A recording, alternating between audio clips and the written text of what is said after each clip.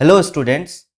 आज मैं इस वीडियो में फिजिक्स के एक ऐसे मिथ को डिसमेंटल करने वाला हूं जो कि किसी नाइटमेयर के जैसा हाई स्कूल से ही स्टूडेंट्स के पीछे लग जाता है और नीट जी के एग्जाम तक उनका पीछा नहीं छोड़ता। सारे स्टूडेंट्स को यह पढ़ाया जाता है कि for every action there is an equal and opposite reaction. Absolutely true. इसी को जब स्टूडेंट्स न्यूमेरिकल में अप्लाई करते हैं तो बहुत बड़ी गलती कर बैठते हैं। रीजन, एक्शन और रिएक्शन पेयर की सही आइडेंटिटी ना हो पाना। आज इस वीडियो में मैं एक सिंकिंग फ्लोर का एग्जांपल लेकर के इस कॉन्सेप्ट को बिल्कुल क्रिस्टल क्लियर करने वाला हूं। So stay tuned clue seekers.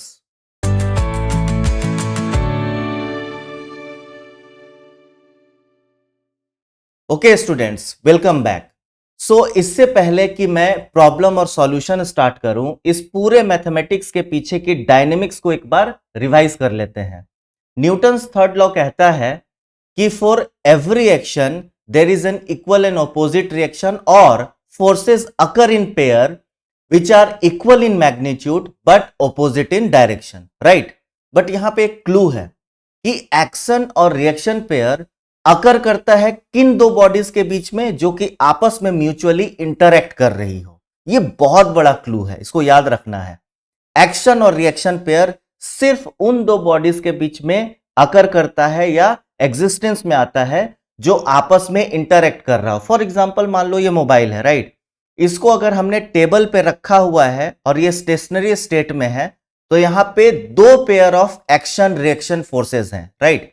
पहला क्या है? पहला अर्थ इसके ऊपर फोर्स लगा रहा है जिसको हम कहते हैं weight. Weight is the force by earth on this mobile और एनी बॉडी, राइट। अब रिएक्शन क्या होगा? ये बॉडी, राइट, अर्थ को अपने तरफ खींचेगा या फिर अर्थ पे फोर्स लगाएगा बिल्कुल अपने वेट के बराबर। ये मिसिंग चला जाता है स्टूडेंट से, राइट। उनको लगता है कि नहीं सरफेस लगा रहा है ऊपर, नहीं, इट डज नॉट हैपन। अगर मैंने इसको टेबल पे रखा है, अर्थ ने वेट लगाया नीचे के तरफ, मोबाइल ने अपने वेट के बराबर अर्थ पे फोर्स लगाया vertically upward. Action reaction pair mobile earth के बीच का। अब टेबल पे देखो क्या हो रहा है। क्योंकि ये स्टेशनरी स्टेट में है, इक्विलिब्रियम में है, ये अपने वेट के वजह से, किसके वजह से? वेट के वजह से। वेट के बराबर नहीं बोल रहा हूं मैं, वेट के वजह से ये इस टेबल के सरफेस को कांटेक्ट पे नीचे की तरफ पुश कर रहा है, पुश फोर्स।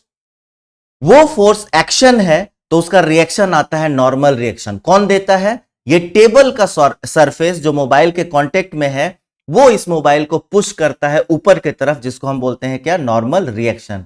तो दो पेयर ऑफ फोर्सेस, वेट अर्थ के वजह से नीचे, ये मोबाइल अर्थ के ऊपर वेट के बराबर फोर्स वर्टिकली अप। कांटेक्ट पे ये मोबाइल अपने वेट के वजह से लगाता है टेबल पे पुश नीचे के तरफ। उस पुश का रिएक्शन होता है नॉर्मल रिएक्शन जो टेबल लगाता है इस मोबाइल पे ऊपर की तरफ, राइट। सो ये सोचना कि टेबल का रिएक्शन वेट के एक्शन के वजह से है, ये रॉन्ग है। वेट, अब देखो यहां पे एक गोल्डन रूल याद रखो। अभी एक नॉर्मल रूल समझाया था, नॉर्मल क्लू, एक गोल्डन क्लू दे रहा हूं। न्यूटन्स का थर्ड लॉ कहता है कि एक्शन और रिएक्शन पेयर जो होता है कभी भी सेम बॉडी पे नहीं एक्ट करता, ये डिफरेंट बॉडीज पे एक्ट करते हैं। अब देखो वेट, वेट किस पे एक्ट कर रहा है? Weight is acting on the mobile. कौन लगा रहा है? अर्थ लगा रहा है, राइट। नॉर्मल रिएक्शन किस पे एक्ट कर रहा है? मोबाइल पे। कौन लगा रहा है? टेबल। अब ये बताओ, दोनों फोर्सेस, वेट भी मोबाइल पे लग रहा है, नॉर्मल रिएक्शन भी मोबाइल पे लग रहा है, ये नॉर्मल रिएक्शन और वेट एक दूसरे का एक्शन और रिएक्शन कैसे हो सकता है? जबकि न्यूटन्स थर्ड लॉ कहता है कि एक्शन और रिएक्शन पेयर दो डिफरेंट बॉडीज पे लगती हैं, although they are equal in magnitude but they act on different bodies in opposite direction. तो ये तो अगर हम बोलते हैं कि वेट नॉर्मल रिएक्शन दोनों एक्शन रिएक्शन पेयर है, तो ये तो न्यूटन्स थर्ड लॉ का क्या है? डायरेक्ट वायोलेशन है, राइट। सो अब इस कॉन्सेप्ट को क्रिस्टल क्लियर करने के लिए मैं एक प्रॉब्लम और उसका सॉल्यूशन के थ्रू आपको वॉक थ्रू करवाऊंगा। बिल्कुल बने रहो मेरे साथ। ऑलराइट स्टूडेंट्स, इस पूरे के पूरे कॉन्सेप्ट को मैं दो केस लेकर के क्लियर करने वाला हूं। पहले केस में जैसा कि आप स्क्रीन पे देख पा रहे हो, 2 kg का एक ब्लॉक फ्लोर पे रखा हुआ है। इक्विलिब्रियम का स्टेट है, यानी कि ब्लॉक स्टेशनरी है फ्लोर पे, और इस केस में हमें ब्लॉक का एक्शन फ्लोर पे और फ्लोर का रिएक्शन ब्लॉक पे ये निकालना है, राइट। सिंस इक्विलिब्रियम का स्टेट है, इक्विलिब्रियम यानी कि न्यूटन्स फर्स्ट लॉ, अगर acceleration of the block is equal to 0, इसका मतलब क्या होता है, सम ऑफ ऑल फोर्सेस और एक्सटर्नल फोर्सेस का सम जो होगा वो 0 होगा, राइट।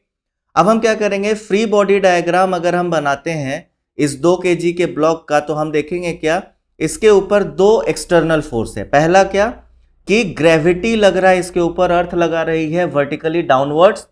फ्लोर इसके ऊपर क्या लगा रहा है, नॉर्मल रिएक्शन ऊपर की तरफ, ये है एनआर ऊपर की तरफ, राइट, वर्टिकली अपवर्ड। ये दोनों एक्सटर्नल फोर्सेस इस ब्लॉक पे लग रहा है। अब क्योंकि ये ब्लॉक रेस्ट में है तो mg plus R is equal to 0, इसका मतलब r is equal to minus mg, right. अब माइनस साइन का यहां पे बस मतलब यह है कि mg यानी कि वेट वर्टिकली डाउनवर्ड है, तो रिएक्शन फोर्स जो होगा वो वर्टिकली अपवर्ड है। कॉमन सेंस से हमें भी ये चीज पता है, राइट।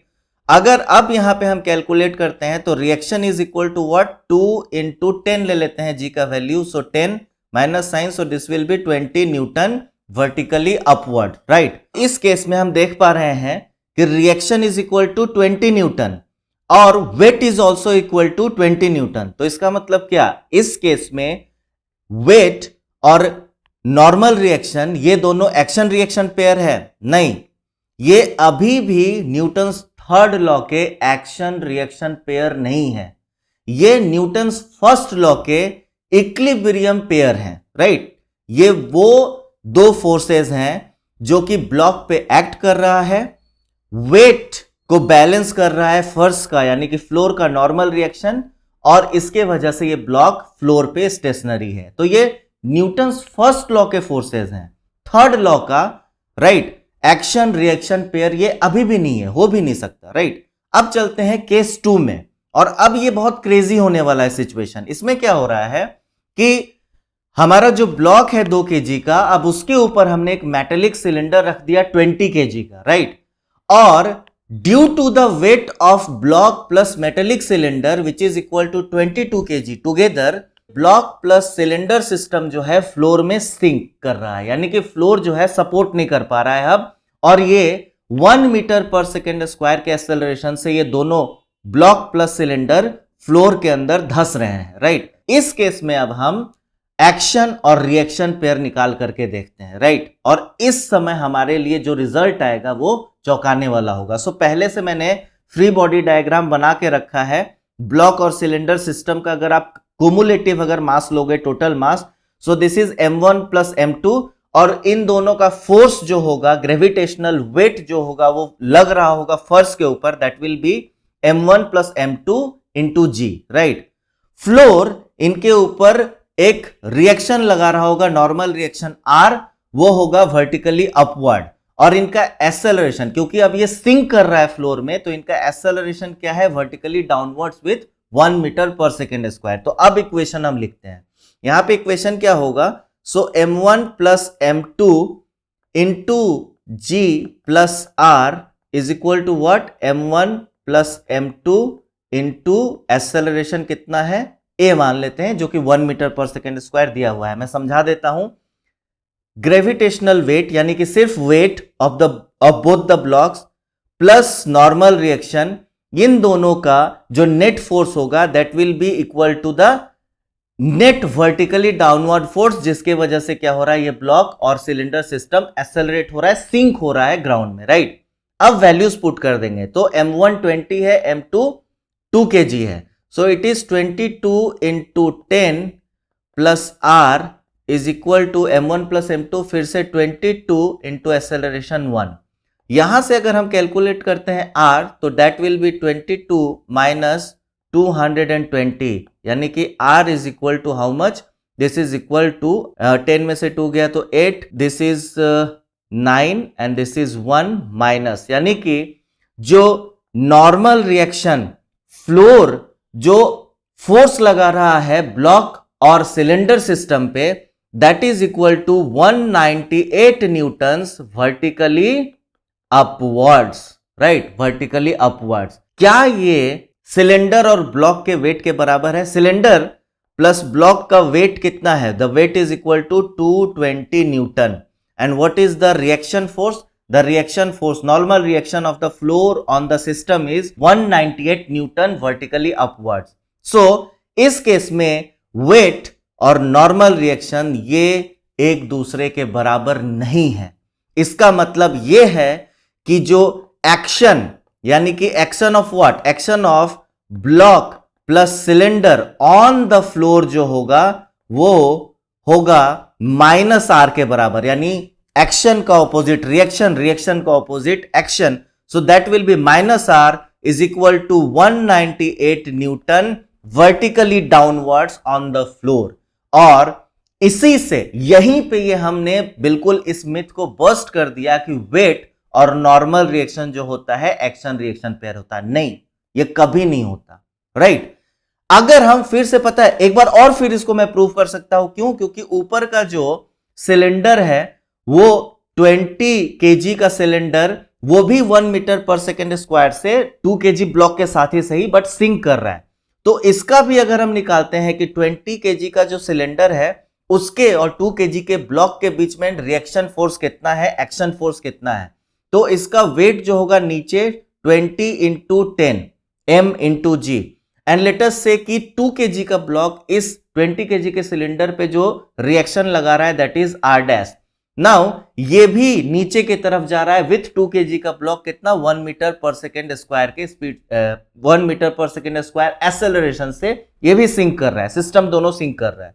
सो अब यहां से फिर से क्या होगा, 20 into 10 plus R dash is equal to 20 into 1. So इसका मतलब R dash is equal to 20 minus 200. इसका मतलब R dash is equal to how much? So it is 180 newtons minus में. यानी कि 2 केजी का ब्लॉक 20 केजी के सिलेंडर पे जो नॉर्मल रिएक्शन लगा रहा है that is 180 newton vertically up. अब एक बात बताओ, रिएक्शन अगर 180 न्यूटन है तो एक्शन जो होगा 20 केजी के सिलेंडर का 2 केजी ब्लॉक के ऊपर एक्शन कितना होगा? According to Newton's first law it will be 180 newton vertically downwards. क्या ये सिलेंडर के वेट के बराबर है? सिलेंडर का वेट है 200 न्यूटन, एक्शन है 180 newton. No, it is not. So क्या, फिर से मैं ये सवाल पूछ रहा हूं, क्या एक्शन और रिएक्शन पेयर में हम वेट और नॉर्मल रिएक्शन को ले सकते हैं? Absolutely not. ये फर्स्ट लॉ के फोर्सेस हैं, ये थर्ड लॉ के एक्शन रिएक्शन पेयर नहीं है. सो स्टूडेंट्स, मेरा फाइनल गुरु मंत्र क्या है आपके लिए? सिंपल, कि आप सिर्फ फोर्सेस के मैग्नीट्यूड को देख करके एक्शन रिएक्शन पेयर जज करना बंद कर दो. बेटर आप उन बॉडीज को आइडेंटिफाई करो जो आपस में म्यूचुअली इंटरैक्ट कर रही हो. जैसे कि मैंने दिखाया था मोबाइल फोन और अर्थ के बीच में, अर्थ लगा रहा है वेट, तो मोबाइल फोन भी अपने वेट के बराबर अर्थ के ऊपर वर्टिकली अपवर्ड फोर्स लगा रहा है. मोबाइल और टेबल के कॉन्टेक्ट सरफेस पे मोबाइल टेबल पे लगा रहा है अपने वेट के वजह से एक पुश डाउनवर्ड, तो टेबल भी एक अपवर्ड पुश लगा रहा है वर्टिकली अपवर्ड. सो इस तरह से जब आप डिफरेंट बॉडीज के बीच का इंटरएक्शन पकड़ने लगोगे एक्शन रिएक्शन पेयर में और मैकेनिक्स के प्रॉब्लम में गलती करना बंद कर दोगे. राइट स्टूडेंट्स, मैं इसी तरह के कॉन्सेप्ट ब्रेकडाउन और प्रॉब्लम वॉक थ्रू की एक पूरी सीरीज लेकर के आ रहा हूं. So stay tuned and keep searching for clues. We'll see you in the next video. Till then, bye bye, take care.